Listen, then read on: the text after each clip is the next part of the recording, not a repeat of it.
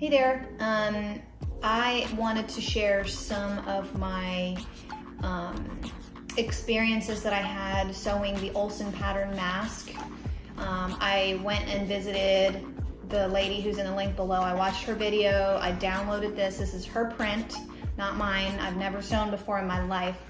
And just a few tips and tricks to improving the shape and comfort of this. I found that this was too small for many people, and so now I use this as my child's pattern. I just take in the sides a little bit more, and it fits my 3-year-old and my 6-year-old really well. And more petite faces, honestly, so you could do this as a petite too. But I improvised and I expanded a little bit. I made this, which is basically the same thing. All you have to do is sort of just make it a little bit bigger all the way around. This one fits many women. I'll put I guess I can put the dimensions in there, but if you can kind of see my measurements, print hers out and try it, but this actually works a little bit better. And on top of that, it was not fitting many men either. So I came up with, in comparison to the women's, the men's is a little bit bigger, and this accommodates, this is big head friendly, big head tested. One of my friends who works in the emergency room who has a big head and had problems with other masks, I made a couple of prototypes, had him come over at a safe distance and test it, and he said it's great, that he would rather have it too big than too small because it's easier to adjust that way. So that is my suggestion before you begin anything else, is really think about who you want this to fit. If it's too big, stuff's gonna get in the sides. If it's too small, you can't move your mouth to speak. And these people are having direct contact with COVID patients. And so really considering the fit and who you're donating these masks to is just as important as making these masks. Making a mask that doesn't fit someone doesn't benefit anybody. So let's keep our people safe, and I'll show you what I do step by step from cutting to organizing, mask sewing in batches, and then how I finally put it all together. Okay, so what I have here is, these are my outsides. So this is the longest pattern. It doesn't have that extra notch cut out. My inside pattern is what I have here. Outsides, this is what you're gonna see. Insides is what's gonna touch your mouth.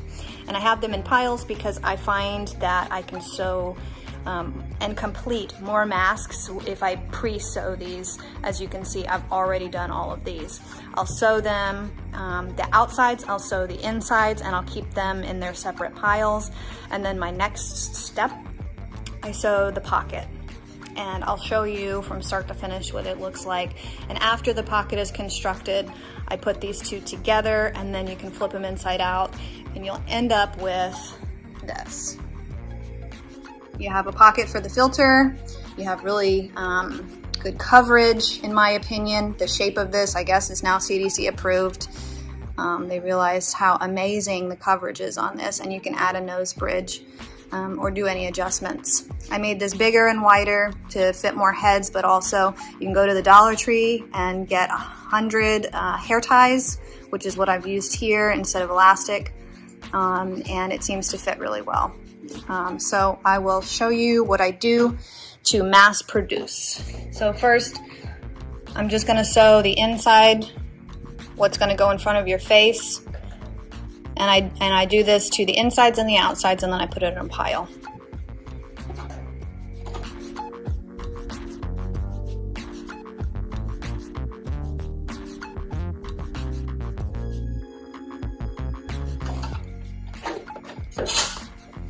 Easy peasy, right? Sew a whole bunch of these and stick them in a pile. You feel like you got something accomplished, and then it makes construction later on really easy.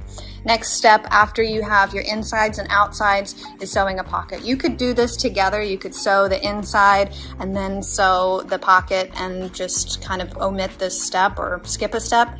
But for me, I don't know, I've just been doing it like this, and that's what works for me. So I'm gonna show you, if you do it my way, you've just got this, folded about an inch in,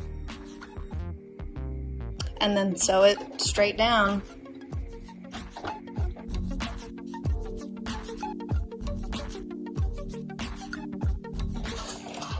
When you're done, You stick it in basically a completed pile and just keep doing that over and over and over again until they're ready.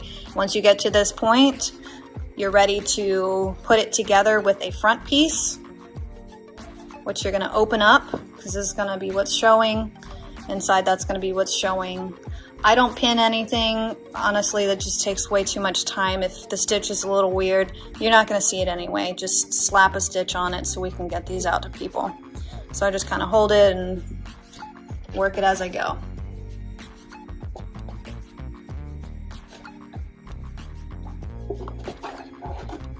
And remember to back stitch on the edges so they've got extra security.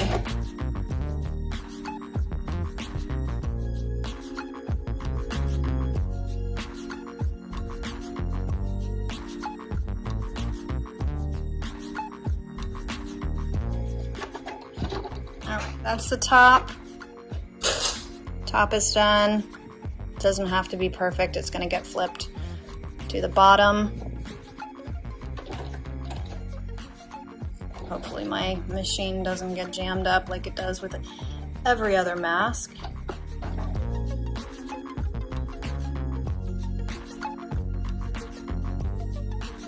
See, I back stitched there. You might want some extra support.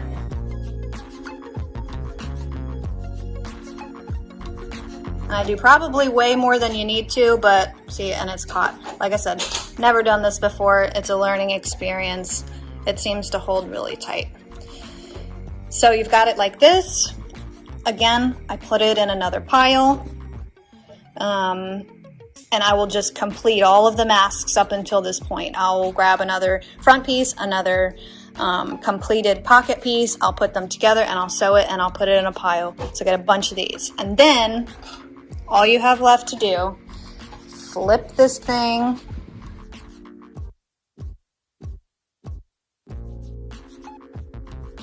Flip this thing inside out, or I guess right side out.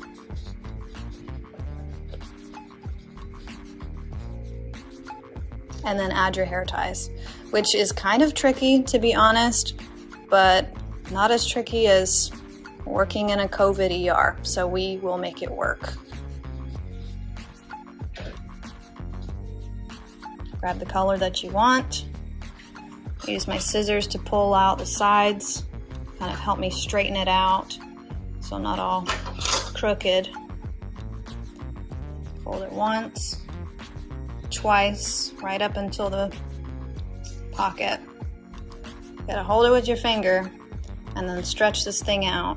Stick it under the fold and get a good grip on it, because then we're gonna run it through the machine.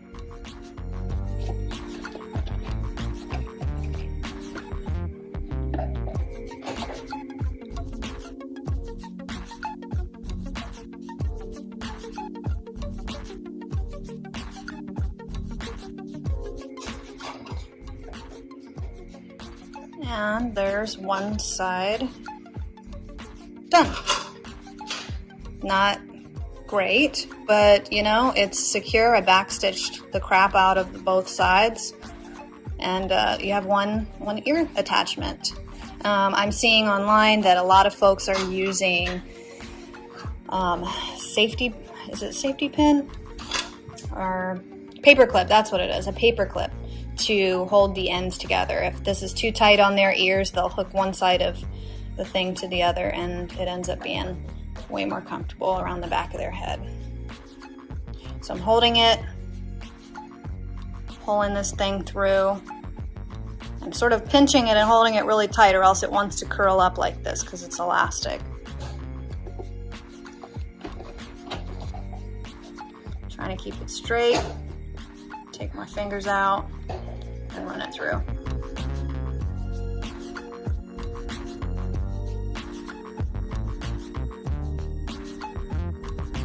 You can tell that I am not a seamstress, that I don't know what I'm doing. Some of the edges get really churned up, but you know what?